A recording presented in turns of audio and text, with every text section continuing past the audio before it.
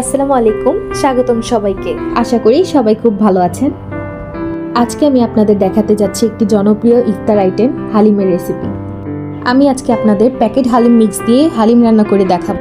আমরা অনেকেই মনে করে থাকি প্যাকেট মশলা দিয়ে হালিম রান্না করলে হয়তোবা হালিম তেমন একটা মজা হবে না, কিন্তু আসলে তা নয়। প্যাকেট হালিম মিক্স দিয়ে ঘরে বসে সহজেই ঝটপট হালিম তৈরি করে ফেলা যায়, আর সেটা খেতেও খুব দারুণ হয়, ঠিক একদম রেস্টুরেন্টের মতো। তো চলুন দেরি না করে দেখে ফেলা যাক। আমি এখানে ড্যানিশ শাহি হালিম মিক্স নিয়েছি। আজকে আমি এখানে 2 প্যাকেট হালিম মিক্স দিয়ে হালিম রান্না করব, তাই হালিমের ডালগুলো এখন আমি একটি পাত্রে ঢেলে নিচ্ছি। এখন এই ডালের মিক্সটাকে আমি গরম পানি দিয়ে 15 থেকে 20 মিনিটের মতো ভিজিয়ে রাখবো। ডালের মিক্সটা ভালোভাবে নেড়ে পানির সাথে মিলিয়ে নিতে হবে, যেন দলা পাকিয়ে না থাকে। এবার হালিম মিক্সের মশলা আমি একটি পাত্রে তুলে নিচ্ছি, এটা আমি রান্নার সময় ব্যবহার করব। 2 প্যাকেট হালিম রান্না করার জন্য আমি এখানে নিয়েছি 700 গ্রামের মতো গরুর মাংস। আপনারা এখানে সমপরিমাণ মুরগি বা খাসির মাংস ব্যবহার করতে পারেন। এবার চুলায় একটি প্যান বসিয়ে আমি এখানে 1 কাপের মতো সয়াবিন তেল নিয়ে নিয়েছি। তেলটা গরম হয়ে আসলে আমি এখানে 1 কাপ পরিমাণ পেঁয়াজ কুচি দিয়ে দিচ্ছি। এবার আমি পেঁয়াজটাকে প্রায় 1 থেকে 2 মিনিটের মতো সামান্য ভেজে নিয়ে এখানে 2 চা চামচ আদা বাটা ও 2 চা চামচ রসুন বাটা দিয়ে দিচ্ছি। মশলাগুলো কিছুক্ষণ ভেজে নিয়ে এখানে আমি দিয়ে দিচ্ছি 1 চা চামচ হলুদের গুঁড়া ও 1 চা চামচ মরিচের গুঁড়া। এখন এই মশলাগুলোকে ভালোভাবে নেড়ে চেড়ে কষিয়ে নিতে হবে। মশলা কষানো হয়ে গেলে এখানে আমি আগে থেকে ধুয়ে রাখা গরুর মাংসগুলো দিয়ে দিচ্ছি। এটাকে ভালোভাবে মশলার সাথে নেড়ে চেড়ে মিশিয়ে নিব। মশলার সাথে মেশানো হয়ে গেলে এখানে আমি আগে থেকে তুলে রাখা হালিম মিক্সের মশলাটা দিয়ে দিচ্ছি। এখানে আমি সম্পূর্ণ মশলাটা দিব না, এখানে প্রায় আমি 1 চা চামচ পরিমাণ মশলা রেখে দিব। এই মশলাটা আমি হালিমেই পরে ব্যবহার করব। এখন গরুর মাংসের সাথে হালিম মিক্সের মশলাটা ভালোভাবে নেড়ে চেড়ে মিশিয়ে নিচ্ছি। এই পর্যায়ে আমি এখানে পরিমাণ মতো লবণ দিয়ে দিচ্ছি। লবণের পরিমাণটা আপনারা আপনাদের স্বাদ মতো দিয়ে নেবেন।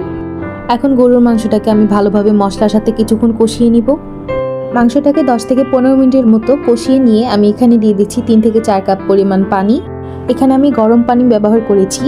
গরম পানি ব্যবহার করার ফলে মাংসটা তাড়াতাড়ি ও ভালোভাবে সেদ্ধ হয়ে যাবে। এখন মিডিয়াম আঁচে ঢাকনা দিয়ে মাংসটাকে সেদ্ধ হওয়ার জন্য রেখে দিব। পাত্রের তলায় যেন লেগে না যায়, তাই মাঝখানে কয়েকবার ঢাকনা উঠিয়ে নেড়ে চেড়ে নিতে হবে।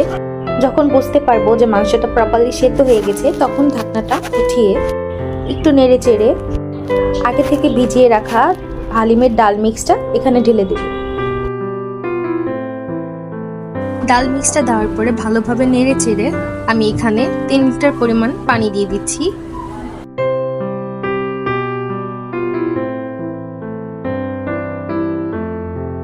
এবার হালিমটাকে কিছুটা নেড়ে চেড়ে আমি এটাকে ঢাকনা দিয়ে ঢেকে রেখে দেব, যতক্ষণ না পর্যন্ত হালিমের ডালটা সম্পূর্ণভাবে সেদ্ধ হয়ে আসে। ঢাকনা দেওয়ার পরে মাঝে কয়েকবার ঢাকনা উঠিয়ে হালিমটাকে ভালোভাবে নেড়ে চেড়ে নিতে হবে, কেননা হালিমের ডাল ঘন হয় বারবার পাত্রের তলা নিতে লেগে যেতে পারে। এই পর্যায়ে আমি এখানে প্রায় 7 থেকে 8টা কাঁচামরিচ দিয়ে নিয়েছিলাম। আমার হালিমটা প্রায় হয়ে গিয়েছে, আপনারা দেখতেই পাচ্ছেন এর ঘনত্বটা কিরকম হয়েছে।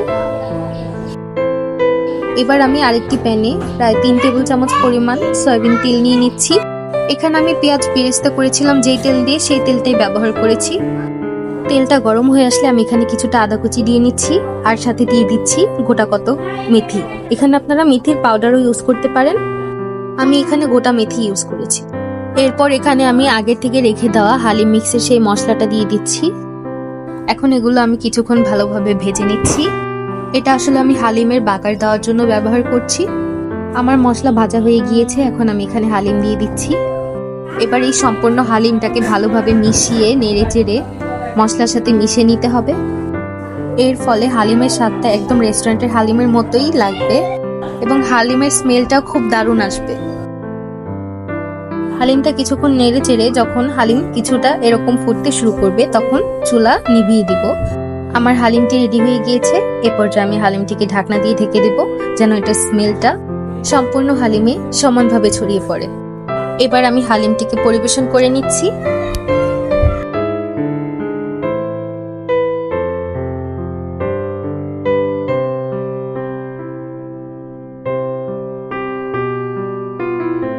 এবার আমি হালিমের উপরে কিছুটা আদা কুচি ছড়িয়ে দিচ্ছি।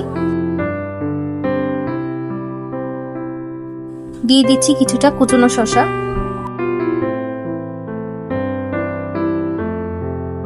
এখানে আমি কিছুটা কাঁচামরিচ কুচিও দিয়ে দিচ্ছি।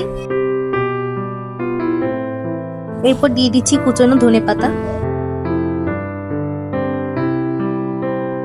এবার হালিমের উপর দিয়ে দিচ্ছি কিছুটা পেঁয়াজ বেরেস্তা।